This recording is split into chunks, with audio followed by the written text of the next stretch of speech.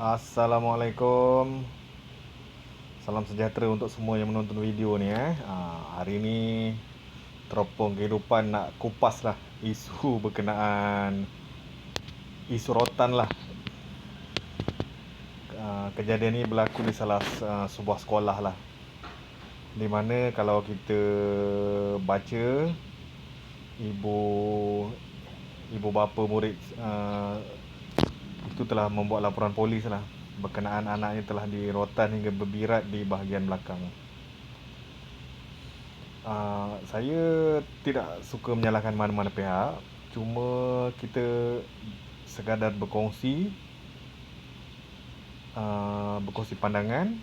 Dan ni apa yang saya cakap ni mungkin sekadar nasihat dan pendapat peribadi saja. Pendapat peribadi saya sajalah. Kalau kita fikirkan,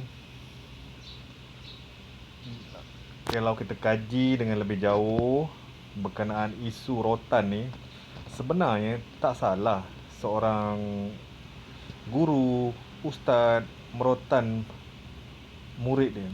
Itu tak salah. Yang jadi salah, macam mana kaedah merotan, tempat yang dirotan, dan apa tujuan tak kira lah ustaz ke cikgu merotan pelajar tu. Kalau zaman saya sekolah dulu pun, rotan ni memang biasa lah. Kalau kita tengok dulu, kalau ustaz, cikgu disiplin, cikgu matematik, mesti ada satu rotan kat tangan dia. Rotan ni sebenarnya tujuan ni untuk mendidik, bukanlah untuk menakutkan murid. Jadi cikgu ke, ustaz ke, para pendidik, sebelum membuat satu tindakan tu, kalau boleh dia rasional lah.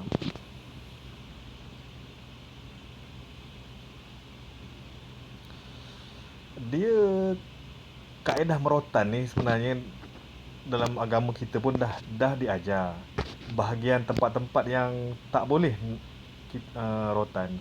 Contohnya bahagian muka. Sebab apa bahagian muka? Contohlah kalau berbirat di muka, bukankah itu memalukan? Dan tujuan tu tak sampai. Begitu juga tempat rotan. Contoh di bahagian belakang. Di bahagian belakang tu ada tulang belakang. Saya rasa cikgu pun mungkin kena belajar lah. Lebih membaca. Bahagian belakang tu ada saraf, ada nerve. Bukan tempat yang sesuai untuk merotan. Sebab kalau seorang ustaz atau cikgu tu merotan di bahagian belakang murid, apa tujuan dia sebenarnya? Adakah di merotan tu menghukum, menyedarkan, atau mengajar? Bahagian lain yang tak sesuai untuk dirotan, rasanya kita semua kena belajar macam mana kaedah dan sama-sama kita kongsi. Nak merotan ni sebenarnya sesuainya di bahagian tangan. Dan cikgu pun, ustaz pun, sebelum dia rotan, dia kena beritahu apa tujuan dia merotan.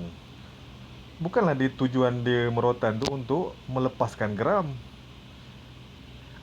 ataupun tujuan itu lebih pada semata-mata untuk menghukum, bukan mengajar.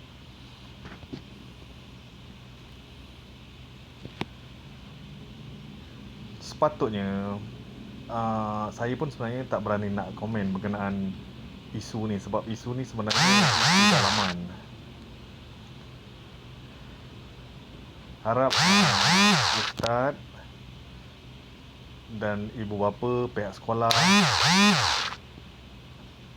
dapat menyelesaikan isu ni dengan baiklah, supaya benda ni tidak berulang. Nak merotan tidak salah. Yang menjadi salahnya, kadang-kadang ini saya, bukanlah kita menyokong ibu bapa 100%. Kadang-kadang kita ada juga dengar berbeza zaman dahulu dengan zaman sekarang. Zaman dahulu kalau kena rotan, tak ada anak-anak murid yang berani bercerita, sebab confirm kena balik. Tapi kita kena pandang dari satu sudut yang lebih jauh. Murid-murid dulu, melalui pengalaman saya lah, ada juga di rotan.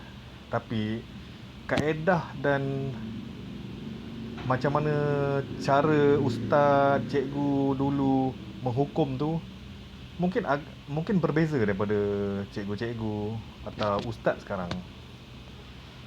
Dulu kalau kena rotan dekat tangan tu memang perkara biasa lah. Tak datang sekolah ke, murid membuat bising ke, itu memang biasalah kena rotan. Tapi rotan di bahagian tangan, dan cikgu pun terangkan kenapa awak di rotan.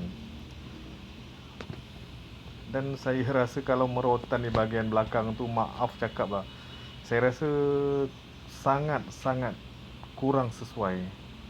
Sangat-sangat tidak sepatutnya berlaku lah.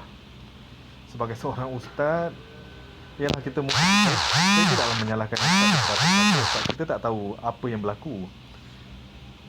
Kita tidak berada di tempat kejadian, dan kita pun belum mendengar lagi penjelasan daripada pihak sekolah, daripada ustaz.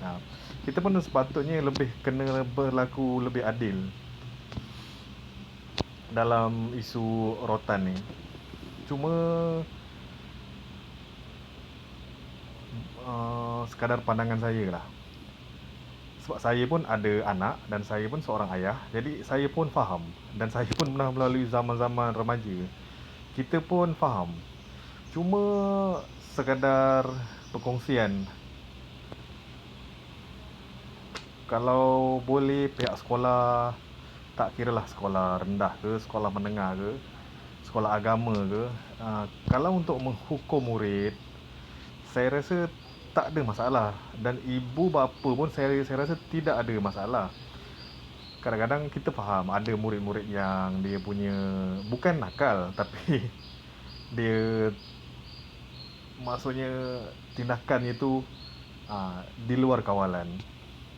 Tapi kita kena faham, kita sebagai orang yang lebih dewasa, cikgu, tugas kita lah untuk mendidik, memberi ilmu, menyampaikan, memberi contoh yang baik.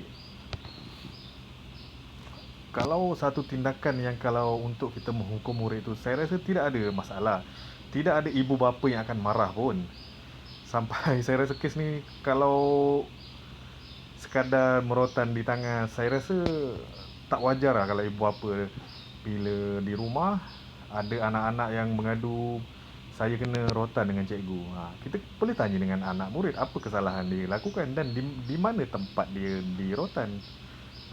Kalau sekadar kita dengar di rotan di tangan, saya rasa tidak ada masalah. Sebab itu perkara yang akan mengajar, mendidik. Kalau daripada kecil kita terlalu manjakan, kita tak didik pun tidak boleh juga. Tapi sebagai ibu bapa, perkara ni akan berlaku sebaliknya. Bila kita tahu anak kita di rotan di bahagian belakang. Saya bukanlah menyokong ibu bapa 100%, tapi dalam isu ni saya ulas isu ini.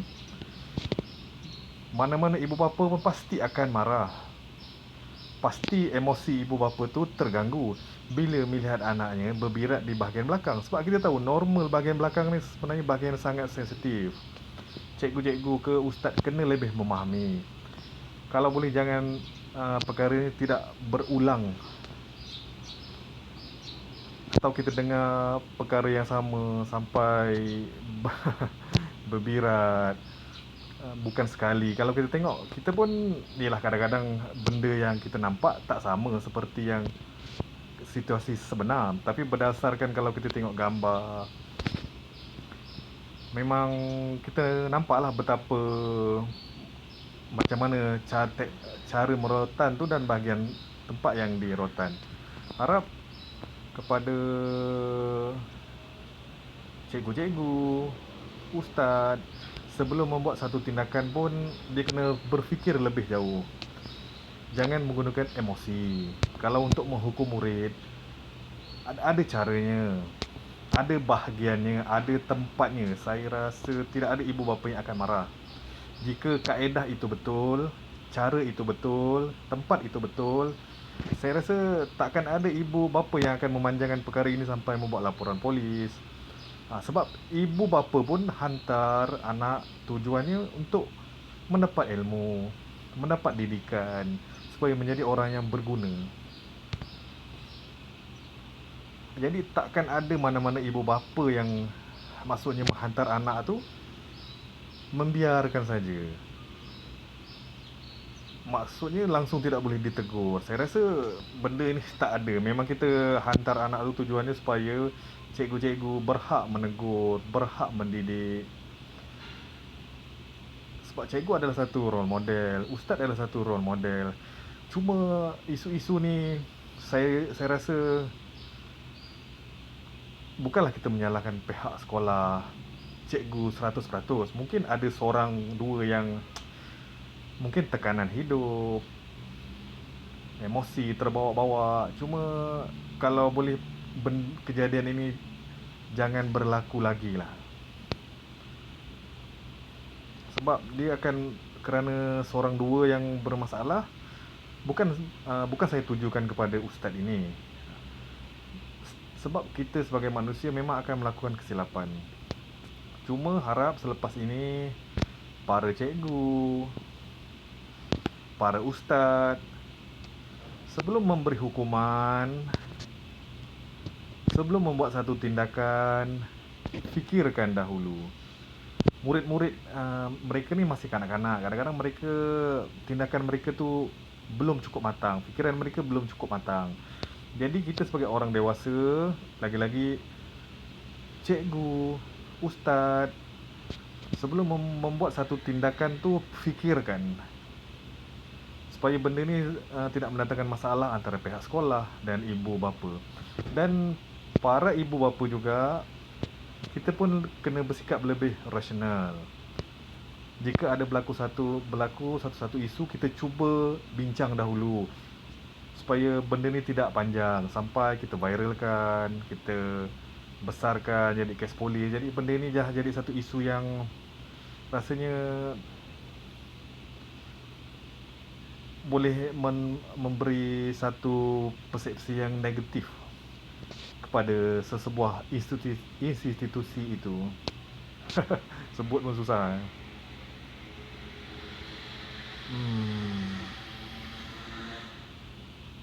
Apapun, semoga kes rotan ni tidak berlaku lagi lah selepas ni. Merotan itu tidak salah, walaupun sebenarnya mungkin Kementerian Pendidikan sudah meletakkan garis panduan, sudah meletakkan garis panduan berkenaan dengan isu rotan ini. Cuma iyalah, kadang-kadang ada perkara-perkara yang di luar jangkaan. Tapi apapun, harap semua ni dapat diselesaikan dengan baiklah. Saya harap murid tu pun okey, tidak berlaku kecederaan yang teruk. Dengar sekarang dia tengah dirawat di salah sebuah hospital lah di Kuala Lumpur.